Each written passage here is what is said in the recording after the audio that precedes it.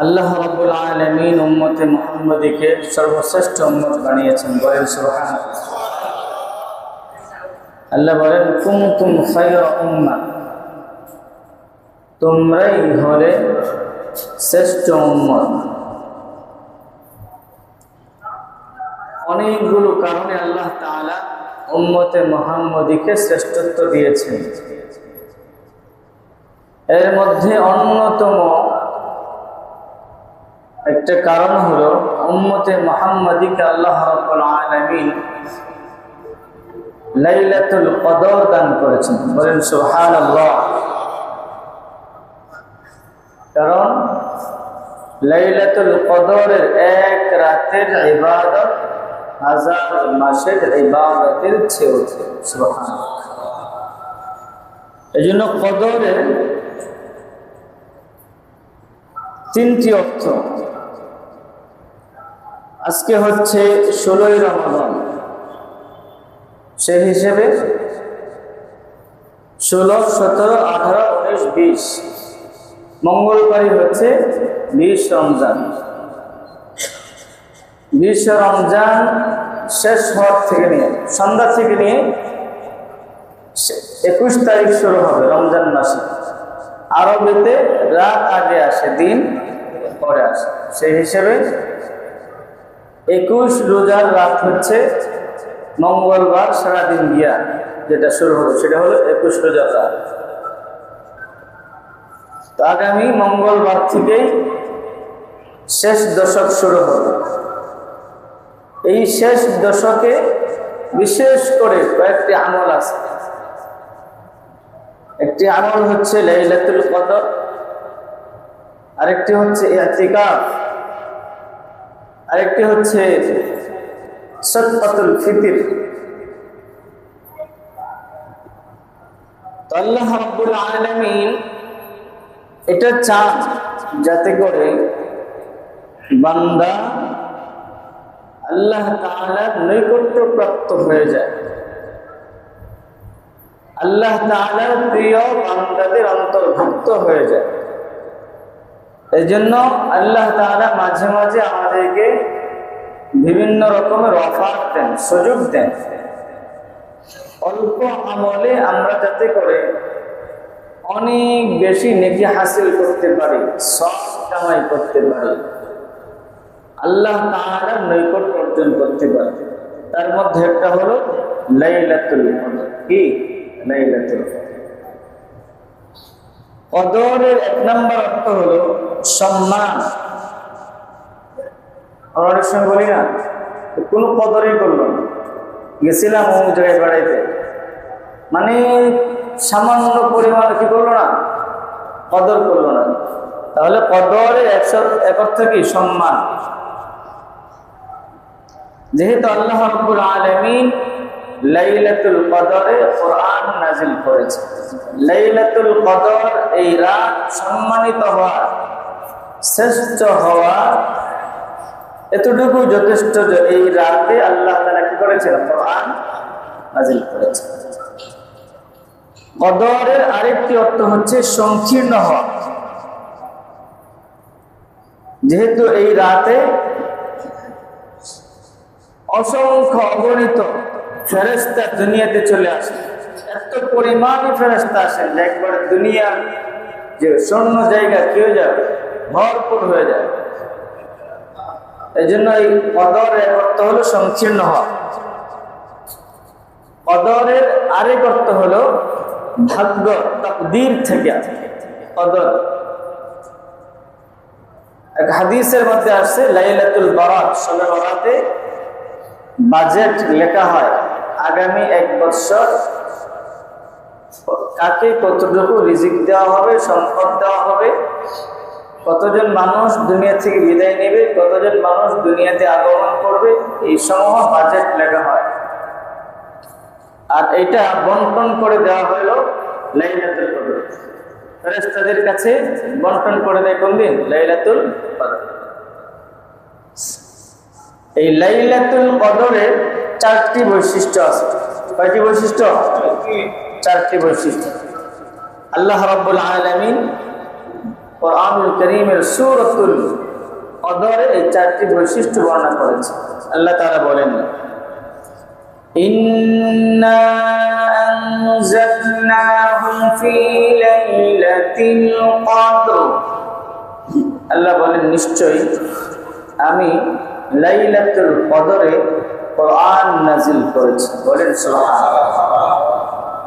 আমরা তো সকলেই জানি রাসূল সাল্লাল্লাহু আলাইহি ওয়াসাল্লাম নবুয়ত প্রাপ্ত হওয়ার পর 23 বছর দুনিয়াতে ছিলেন।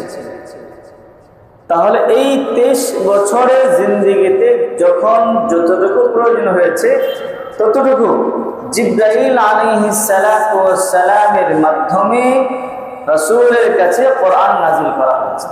কিন্তু কোরআনে তো আল্লাহ বলতেছেন লাইলাতুল কদরে কোরআন নাযিল করেছি।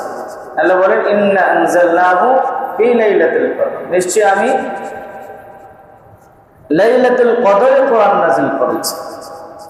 তাহলে সাংঘর্ষিক হয়ে গেল না? একটা বিষয়ে দুই ধরনের কথা হয়ে গেল। একদিকে বলা হচ্ছে যে রাসূলের কাছে রাসূলের 23 বছরের জিন্দেগিতে যখন যতটুকু প্রয়োজন হয়েছে ততটুকু কোরআন নাজিল হয়েছে। আবার কোরআনের মধ্যে আল্লাহ বলতেছেন, ইন্না আনজালনাহু ফি লাইলাতিল কদর, আল্লাহ তাআলা লাইলাতুল কদরে কোরআন নাজিল করেছেন। এর অর্থ হলো আল্লাহ তাআলা লৌহে মাহফুজ যেখানে কোরআন সংরক্ষিত আছে, ফি লাউহিন মাহফুজ, কোরআনে আছে ফি লাউহিন মাহফুজ, যেখানে কোরআন সংরক্ষিত সেখান থেকে আল্লাহ তাআলা প্রথম আসমানে এক ধাপে একসাথে পুরো কোরআন শরীফ নাজিল করেছেন। এটাই হলো ইন্না আনজালনাহু ফি লাইলাতিল কদর, আমি লাইলাতুল কদরে কোরআন নাজিল করেছি। এরপরে প্রথম আসমান থেকে রাসূলের নবুয়তের 23 বছর জিন্দেগিতে যখন যতটুকু প্রয়োজন হয়েছে জিবরাইল আলাইহিস সালাতু ওয়াস সালামের মাধ্যমে রাসূলের কাছে প্রেরণ করেছে। তাহলে লাইলাতুল কদরের এক নম্বর বৈশিষ্ট্য কি? এই রাতে আল্লাহ কি করেছেন? কোরআন। তাহলে কোরআন কেমন দামি গ্রন্থ! কোরআন এমন এক দামি গ্রন্থ, আল্লাহ তাআলা এই পৃথিবীতে মানুষের হেদায়েতের লক্ষ্যে প্রায় 1,24,000 বা 2,24,000 নবী রাসূল প্রেরণ করেছেন, যারা এসে মানুষকে সঠিক পথের দিশা দিয়েছেন, যারা এসে মানুষকে আল্লাহর সাথে পরিচয় করে দিয়েছে। এবং নবীরা কিভাবে মানুষকে কোন পথে পরিচালনা করবে, তাদেরকে দিক নির্দেশনা কোন দিকে দিবে, সেই হিসাবে আল্লাহ তাআলা সমস্ত নবীদের উপর মোট 104টি আসমানি গ্রন্থ নাজিল করেছে। কয়টি? 104টি। 104টির মধ্যে 4টি হলো বড়, তাওরাত, জাবুর, ইনজিল, কোরআন। আর এই 4 আসমানি বড় গ্রন্থসমূহের মধ্যে সবচেয়ে শ্রেষ্ঠ আসমানি গ্রন্থ হচ্ছে আল কোরআনুল কারীম। এই কোরআনকে কালামুল্লাহ বলা হয়। কালামুল্লাহ অর্থাৎ আল্লাহ তাআলা এই কোরআনকে নিজ কুদরতি জবানে, আমাদের জবানের মতো না, বলতে হবে আল্লাহ তাআলা তার নিজ কুদরতি জবানে উচ্চারণ করেছেন। সুবহানাল্লাহ। এছাড়া আর যত আসমানি গ্রন্থ আছে সবগুলো লিখে রাসূলদের কাছে পাঠিয়ে দিয়েছেন। শুধু আসমানি গ্রন্থ কোরআনুল কারীম আল্লাহ তাআলা নিজের জবান দ্বারা উচ্চারণ করেছেন, এবং যখন যেখানে প্রেক্ষাপট অনুযায়ী যতটুকু প্রয়োজন হয়েছে আল্লাহ তাআলা জিবরাইল আলাইহিস সালাতু ওয়াস সালামের মাধ্যমে রাসূলের কাছে অবতীর্ণ করেছেন। বলেন সুবহানাল্লাহ। কোরআন কত দামি গ্রন্থ! আমরা বলি আমাদের রাসূল শ্রেষ্ঠ রাসূল। আমাদের রাসূল শ্রেষ্ঠ হওয়ার কারণ একটা, আল্লাহ তাআলা রাসূলকে শ্রেষ্ঠ আসমানি গ্রন্থ কোরআন দান করেছেন। আমরা বলি মক্কা মদিনা পৃথিবীর মধ্যে সবচেয়ে শ্রেষ্ঠ শহর, কেন? কারণ এই মক্কা মদিনায় কোরআন নাজিল হয়েছে। আমরা বলি পৃথিবীর মধ্যে যত দেশ আছে সবচেয়ে সেরা দেশ, আমরা মহব্বত করি, ভালোবাসি আরব দেশকে, যেহেতু এই দেশে কোরআন নাজিল হয়েছে। কোরআন এমন এক দামি গ্রন্থ, এই কোরআনের সাথে এই যে আমরা কাপড় পরি, কত রকমের কাপড় পায়ের নিচে লাগতেছে, যেমন নাক মুছতেছি, কত ধরনের কাজে ব্যবহার করতেছি, যে কিন্তু যেই কাপড়ের টুকরা কোরআনের গিলাফ হিসেবে বানানো হয়, কোরআনকে পেঁচিয়ে রাখা হয়, সেই কাপড়ের সাথে আমরা পা লাগাই না। কারণ কি? অসম্মানী হবে। এটা হলো কোরআনের সাথে সংস্পর্শে থাকেই কারণে। আমরা কাঠ দিয়ে কত কিছু করি, কিন্তু যেই কাঠ কোরআনের সাথে লাগে, রিয়াল বানায়, এই রিয়ালের সাথে আমরা পা লাগাই না, কারণ মনে করি এটা কোরআনের সাথেই লাগে। একটা কাঠের টুকরা, একটা কাপড়ের টুকরা, একটা জায়গা যদি কোরআনের কারণে, কোরআনের সংস্পর্শের কারণে, কোরআনের সুহবতের কারণে সে দামি হয়ে যেতে পারে, আর যে কোরআন যাদের উপর নাজিল করা হয়েছে, যাদের কারণে নাজিল করা হয়েছে, যাদেরকে দিক নির্দেশনা হিসেবে নাজিল করা হয়েছে, তারা যদি তাদের জীবনে, তাদের পারিবারিক জীবনে, সামাজিক জীবনে, ব্যক্তি জীবনে, আন্তর্জাতিক জীবনে, রাষ্ট্রীয় জীবনে, অর্থনৈতিক জীবনে, সর্ব অঙ্গনে যদি কোরআনকে ধারণ করে, তার জীবনকে আল্লাহ তাআলা সম্মানিত করে তুলবেন কি তুলবেন না? প্রিয় হাজিরিন, কিন্তু আমাদের অবস্থা এমন হলো, অনেকে এরকম আছে মৃত্যুর সময় বলে আসছে কিন্তু এখনো কোরআন পড়তে যায় না। এমন অনেক নামাজি আছে পাঁচটা সূরা শুদ্ধ করে পড়বে, এতটুকু ক্ষমতা তার হয় না, এতটুকু সময় তার হয় না। দুনিয়া অর্জনের জন্য যত কঠিন থেকে কঠিন কাজ হোক সেটাকে সে সহজ করে নিতে পারে, কিন্তু কোরআনের মাত্র 4টা সূরা হইলেই শুদ্ধ করে নামাজটা পড়া যায়, 4টা সূরাও সে শুদ্ধ করে পড়তে যায়। সে ভুল ধারণা করে বসে আছে, সে ভেবে বসে আছে আল্লাহ তো কবুল করবেনই। আল্লাহ কতদিন কবুল করবেন? আল্লাহ কতদিন ভুল মেনে নেবেন? আমি হলে কতদিন ভুল মেনে নিতাম, আমার কর্মচারীর ভুল আমি কতদিন মেনে নিব, আমার অধীনস্থদের ভুল আমি কতদিন মেনে নিব। আমি যে ভেবে বসে আছি, আমি 10 বছর 20 বছর ধরে নামাজ পড়ি, এখনো তাশাহুদ বুঝতে পারি না। আত-তাহিয়াতু লিল্লাহি, নামাজে পড়া হচ্ছে ওয়াজিব, তাশাহুদটা পড়তে পারি না ভালো করে। আমি কত বছর ধরে নামাজ পড়ি, এখন ভিতরের নামাজে যে দোয়ায়ে কুনুত পড়তে হয়, আল্লাহুম্মা ইন্না নাস্তাঈনুকা ওয়া নাস্তাগফিরুকা ওয়া নু'মিনু বিকা, এই দোয়াটা শুদ্ধ করে পড়তে জানি। তাহলে আমাদের মধ্যে গাফলতি কতটুকু, উদাসীনতা কতটুকু। রমজানের শুরুতে আমাদের আমলের প্রতি, নামাজের প্রতি, নেক আমলের প্রতি যে আগ্রহ, উদ্দীপনা, উৎসাহ ছিল, আজকে এসে মাত্র গতকালকে 15 রোজা গেছে, তাও 2 কাতার তারাবিতে নামাজ মুসল্লি হয় না। অথচ রমজানের 5-7 দিন পর্যন্ত আমরা 3য় তালা পর্যন্ত তিরপাল বিছেও জায়গা দিতে পারি না। এই হচ্ছে আমাদের হাল, এই হচ্ছে আমাদের অবস্থা। কোরআন পর্বতের কথা, তেলাওয়াত পর্বতের কথা, যতটুকু না হলেই নয়, 4টা সূরা, অধিকাংশ এরকম 4টা সূরা শুদ্ধ করে পাবে, আর শিখার কোন আগ্রহ নেই, উৎসাহ নেই, ইচ্ছাও নাই। ওই যে আমরা চিন্তা করে বসে আছি, কে জানি বলছিল, কে জানি বলছে না, আপনি যেভাবেই নামাজ পড়েন আল্লাহ তাআলা কবুল করে নেবে। আচ্ছা, কতদিন পর্যন্ত আল্লাহ কবুল করবে সেটা তো আপনার ভাবার দরকার আছে।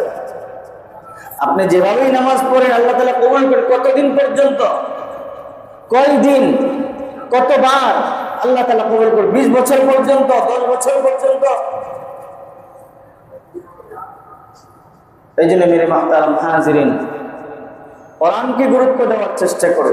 যে কোরআন লাইলাতুল কদরে নাজিল হওয়ার কারণে লাইলাতুল কদর রাত শ্রেষ্ঠ হয়ে গিয়েছে, যে কোরআন রাসূলের উপর অবতীর্ণ হয়েছে, সেই রাসূল শ্রেষ্ঠ হয়ে গিয়েছে।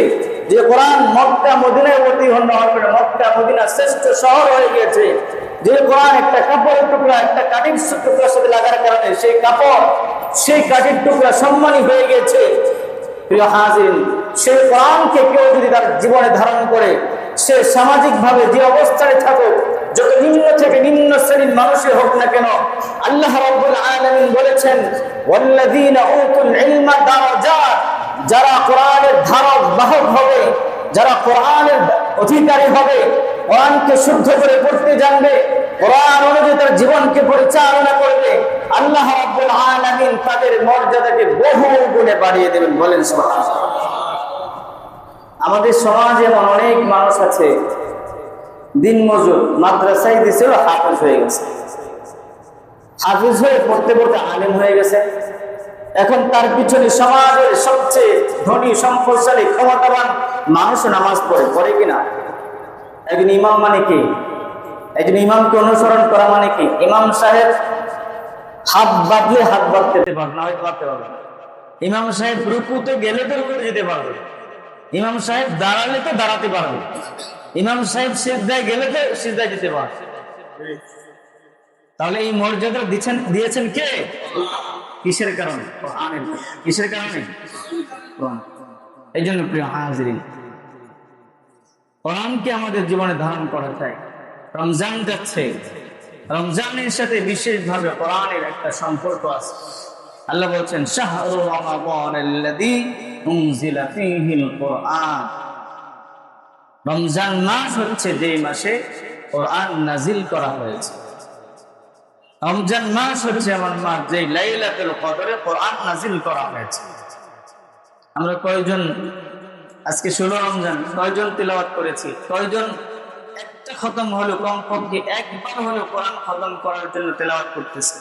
আর যদি নাই পারি, অন্ততপক্ষে তো, যেহেতু রমজানের সাথে কোরআনের বিশেষ একটা সম্পর্ক আছে, আমি তো শিখার কাজেও সময় একটু হলে সময় ব্যয় করতে পারি। কয়জন আছে? ওই যে গাফলতি, উদাসীনতা, মনে করে বসেছি, ভিড়ে বসে আছি, না সমস্যা নাই, হলেই চলবে, কোনো সমস্যা নাই, এভাবে হলেই তো আল্লাহ তাআলা কবুল করে নেবে। আখিরাতের ক্ষেত্রে আমাদের এই চিন্তাধারা। কিন্তু আপনি দুনিয়ার একটা কাজে যান, আপনার এনআইডি কার্ডের মধ্যে যদি একটা সংখ্যা ভুল হয়ে যায়, আপনি এনআইডি কার্ডে যেভাবে নাম বলে রাখছেন, যে অক্ষর দিয়ে লিখছেন, আপনি যদি পাসপোর্ট করতে যান, শুধু একটা অক্ষরে যদি এদিক সেদিক হয়ে যায়, গ্রহণযোগ্য হবে? বলেন, গ্রহণযোগ্য হবে? বড় হাতের ক্যাপিটাল লেটার এর জায়গায় যদি আপনি স্মল লেটার দিয়ে দেন, গ্রহণযোগ্য হবে? তাহলে দুনিয়ার সামান্য থেকে সামান্য বিষয় গ্রহণযোগ্য হয় না। আর আমি বসে আছি এই ধারণা করে যে আমি পড়তেছি, মাশাআল্লাহ, আল্লাহ তাআলা কবুল করে নেবেন। কতদিন কবুল? আল্লাহ তাআলা আমাদেরকে বুঝদান করুন, সকলে বলুন আমিন। এক নম্বর, লাইলাতুল কদরের প্রথম নম্বর বৈশিষ্ট্য হলো এই রাতে আল্লাহ তাআলা কোরআন নাযিল করেছে। দ্বিতীয় নম্বর, লাইলাতুল কদরি খায়রুম মিন আলফি শাহর। আল্লাহ রাব্বুল আলামিন বলেন, এই রাতের ইবাদত হাজার মাসের ইবাদতের চেয়ে উত্তম। জোরে সরে বলেন সুবহানাল্লাহ। তাহলে হাজার মাসে 83 বছর 4 মাস হয়। হাজার মাসে 83 বছর 4 মাস। এইভাবে কোন ব্যক্তি যদি তার জীবদ্দশায় 12টি লাইলাতুল কদর পেয়ে যায়, মানে 12টা রমজান পাইছে। কেউ যদি, আমরা কত মানুষ আছি যে আমাদের বালেগ হওয়ার পর থেকে নিয়ে প্রাপ্তবয়স্ক হওয়ার পর থেকে নিয়ে শুধু 12টা না, 30টা, 30টা, 40টা পাইছে, 40টা রমজান পাইছে। কেউ যদি অন্তত কমপক্ষে যদি 12টি রমজান পায়, তাহলে সে 1000 বছর ইবাদত করলে যে সওয়াব, 1000 বছর সেই পরিমাণ সওয়াব তার হয়ে যাবে। বলেন সুবহানাল্লাহ। কিন্তু আল্লাহ তাআলা এটা বলেন, এই শুধু শাহর মিন আলফি শাহর শুধু বলেন, আল্লাহ বলেন খায়রুম। আল্লাহ এখানে যুক্ত করেছেন খায়রুম মিন আলফি শাহর, হাজার মাসের চেয়েও উত্তম। বলেন সুবহানাল্লাহ। আল্লাহ তাআলা উত্তমটা কিভাবে দিবেন? এটা হলো ইবাদত অনুযায়ী। যার ইবাদতে যত মনোযোগ থাকবে, যে যত একাগ্রতার সাথে, একসুইর সাথে, মহাব্বতের সাথে বিশুদ্ধভাবে ইবাদত করবে, সে উত্তমটা সেভাবেই দিবেন আল্লাহ তাআলা। 1000 সে যদি লাইলাতুল কদর পেয়ে যায়, 1000 12টা রমজান, 12টা লাইলাতুল 1000 ইবাদতের সব সে পায় যাবে। কিন্তু প্রিয় হাজিরিন, এই খায়রের উত্তমটা দিতে হবে তার ইবাদতের মনোযোগ দেখে, তার লেখাটা কতটুকু সুন্দর। আমরা যে পরীক্ষায় প্রশ্ন দেওয়া হয়, লেখা এর মধ্যে 96 3টা প্রশ্ন লিখে 33 দিয়া 96 হয়, আর মতো 4 বাকি রাখা। এই 4 কিসের জন্য? যাদের হাতের লেখা সুন্দর হবে তাদেরকে 4 নাম্বার বেশি দেওয়া হবে। ঠিক এরকম ভাবে যারা লাইলাতুল কদর পেয়ে যাবে তাদেরকে আল্লাহ রাব্বুল আলামিন 1000 মাসে ইবাদত করলে যে পরিমাণ সব হতো সেই পরিমাণ সব দিবেন। বাকি কেউ যদি আরো বেশি সুন্দরভাবে একাগ্রতার সাথে, মনোযোগের সাথে, বিশুদ্ধভাবে ইখলাসের সাথে ইবাদত করে তাকে উত্তমটা দেওয়া হবে। সেটা কি পরিমাণ সেটা আল্লাহ তাআলাই ভালো জানেন। তৃতীয় নম্বর বৈশিষ্ট্য, আল্লাহ তাআলা বলেন তানাজ্জালুল মালাইকাতু ওয়ার রূহু ফিহা বিইذনি রাব্বিহিম মিন কুল্লি আমর। সেই রাতে অসংখ্য অগণিত ফেরেশতারা দুনিয়াতে অবতরণ করেন। হাদিসের মধ্যে আসছে ইযা কানা লাইলাতুল কদর نزل جبرائيل في كبكبة من الملائكة يصلون على كل قاعد أو قاعد। যখন লাইলাতুল কদর হয় সন্ধ্যার পর থেকে নিয়ে হযরত জিবরাইল আলাইহিস সালাম অসংখ্য অগণিত ফেরেশতা নিয়ে দুনিয়াতে অবতরণ করেন। যারা দাঁড়িয়ে বসে বিভিন্ন ভাবে ইবাদতে লিপ্ত থাকে তাদের উপর, তাদের জন্য রহমতের দোয়া করতে থাকেন। বলেন সুবহানাল্লাহ। চতুর্থ নম্বর বৈশিষ্ট্য আল্লাহ বলেন হাত্তা মাতলাইল ফাজর। এই যে অবস্থাটা, অর্থাৎ ফেরেশতারা রহমতের দোয়া করতে থাকবে এবং লাইলাতুল কদরের ইবাদত করলে সে 1000 মাস বা তার চেয়ে উত্তম সব সে পেয়ে যাবে। এই অবস্থাটা সন্ধ্যা থেকে নিয়ে, অর্থাৎ সূর্য অস্তমিত হওয়া থেকে নিয়ে একবারে সুবহ সাদিক ফজরের নামাজের সময় শেষ হওয়া পর্যন্ত থাকে। বলেন সুবহানাল্লাহ। লম্বা সময়। তাহলে আমরা বুঝলাম লাইলাতুল কদরের বৈশিষ্ট্য কয়টা? 4টা। কয়টা বৈশিষ্ট্য? 1 নম্বর, এই রাতে কোরআন নাযিল করা হয়েছে। 2 নম্বর, এই রাতের ইবাদত 1000 মাসের ইবাদতের চেয়ে উত্তম। 3 নম্বর, এই রাতে যারা ইবাদতে লিপ্ত থাকে ফেরেশতারা আসমান থেকে দুনিয়াতে চলে আসে, যারা ইবাদতে থাকে তাদের জন্য রহমতের দোয়া করতে থাকে। 4 নম্বর, এই যে অবস্থাটা, এই পরিবেশটা, এই আবহাওয়াটা সন্ধ্যা থেকে নিয়ে একবারে ফজরের আগ পর্যন্ত অব্যাহত থাকে। লাইলাতুল কদর কোন রাত? এটা হলো প্রশ্ন। হাদিসের মধ্যে রাসূল বলেছেন তাহাররাউ লাইলাতুল কদরি ফিল বিত্রি মিনাল আশরিল আওয়াখির মিন রমাদান। তোমরা রমজান মাসের শেষ দশকের বেজুর রাত্রিগুলোতে লাইলাতুল কদর তালাশ করো। তাহলে বেজুর রাত্রি হলো 5টি। কয়টি? 5টি। 21, 23, 25, 27, 29। 21, 23, 25, 27, 29। এখন প্রশ্ন আসতে পারে, আল্লাহ তাআলা তো চাইলে নির্দিষ্ট করে দিতে পারেন, অনির্দিষ্ট করে দিলেন। তার অনেকগুলো কারণ আছে। এর মধ্যে একটা কারণ হলো, মনে করেন এক রাতেই যদি নির্দিষ্ট থাকতো যে অমুক রাতেই লাইলাতুল কদর, তাহলে তার বাকি 5 রাত ইবাদত করতো না। এই জন্য আল্লাহ চান বান্দা যেন আরেকটু বেশি ইবাদত করে, এই জন্য এটা অনির্দিষ্ট রেখেছেন। অনেক সময় দেখবেন আপনি একটা কাজ করতে যাচ্ছেন, তো আপনাকে তারিখ দেওয়া হলো যে আগামী রবিবারে এটা দেওয়া হবে, তো আপনি আল্লাহর কাছে দোয়া করতেছেন, আল্লাহ সব কিছু সহজ করে দিন মাওলা গো, কোনো ধরনের বাধা দিয়েন না, সব ধরনের ছল ছাতুরি ধোঁকাবাজি থেকে আল্লাহ হেফাজত করেন, দোয়া করতেছেন, খুব কান্নাকাটি করতেছেন। কিন্তু দেখা গেল রবিবারের তারিখ চলো, রবিবারে হইল না। আবার আল্লাহকে দোয়া করতেছেন, আল্লাহ আরেকটা তারিখ দেওয়া না, মঙ্গলবারে। আবার সে আল্লাহকে দোয়া করতেছে, আল্লাহ ওগো রব্বুল আলামিন আপনি বাধা দিয়েন না, একটু সহজ করে দেন। মঙ্গলবারে হলো না, পরবর্তী রবিবারে আবারও সে দোয়া করতেছে। দেখা যাবে আগের রবিবারে কাজটা সমাধা হওয়ার কথা ছিল, পরবর্তী রবিবার পর্যন্ত আল্লাহ তাআলা কেন নেন? এই কারণেই যাতে করে বান্দা আরেকটু বেশি আল্লাহর কাছে চায়। বলেন সুবহানাল্লাহ। কারণ আল্লাহ যদি তাকে দিয়ে দেয়, সে তো আর চাইবে না।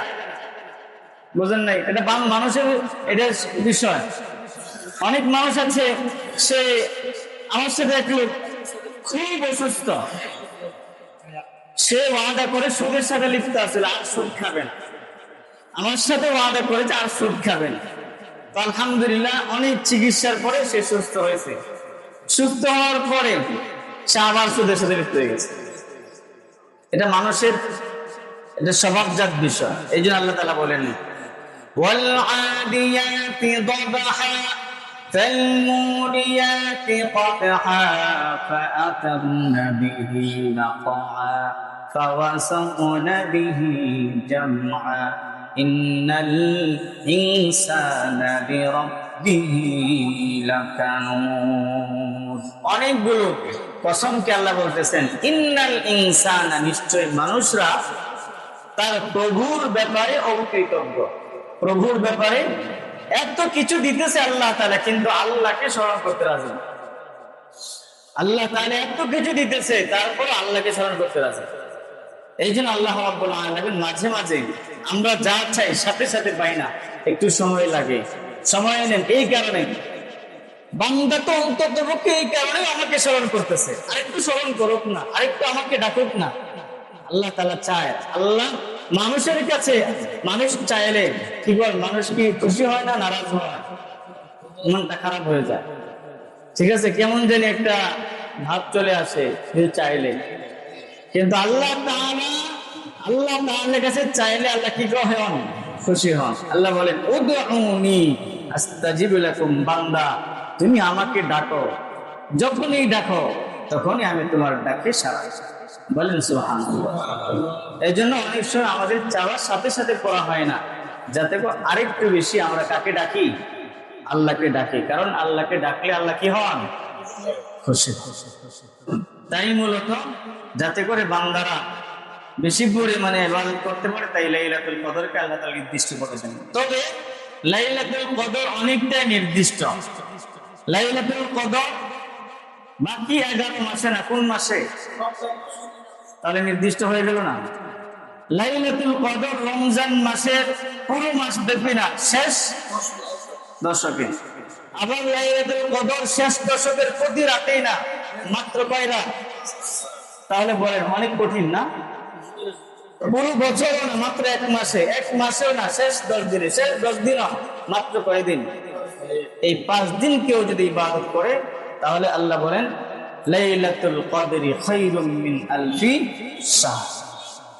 প্রিয় হাজিরিন, কিন্তু আমাদের যে হালাত, একটু আগে বললাম, রমজানের শুরুতে যেমন হালাত, রমজানের শেষে আমাদের কোনো খবরে থাকে না। অথচ হাদিসে রাসূল বলছেন, ইন্নামাল আমালু বিল খাওয়াতিম, শেষ আমলই নির্ভরযোগ্য।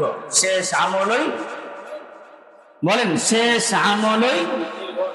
একজন মানুষ সারা জীবন নামাজ রোজা অনেক কিছু করছে, কিন্তু মুক্তির সময় ঈমান নসিব হয় নাই, কালিমা নসিব হয় নাই, তাহলে সারা জীবন ইবাদত করে কোনো লাভ?